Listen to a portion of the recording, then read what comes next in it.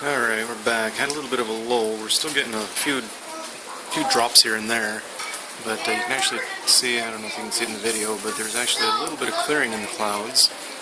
So, kind of getting into a slight quiet spot, but still a little bit of rain dropping here and there, a little drizzle, but at least it was good enough or it stopped long enough so that my wife could get back.